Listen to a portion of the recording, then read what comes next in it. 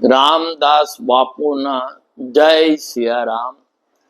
નરસિંહ મહેતા કહે છે, ઘાટ ઘડિયા પછી નામ રૂપ ઝૂંઝવા, અંતે તો હેમનું હેમ હોય.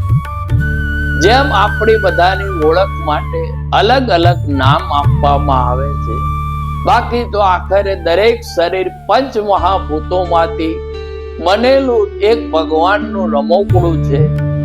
સોનાની અંદરથી કોઈ ગળાની ચેન બનાવે છે, કોઈ વીંટી બનાવે છે, બેનો હાથમાં પહેરવાની બંગડીઓ બનાવે છે, અનેક અનેક આભૂષણો એમાંથી તૈયાર થાય છે અને એને પહેરી અને આનંદ માણે છે.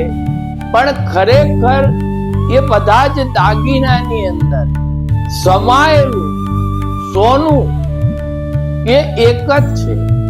સોનામાંથી એના અલગ અલગ આકાર આપવામાં આવેલા છે, બાકી મૂળભૂત સોનું છે.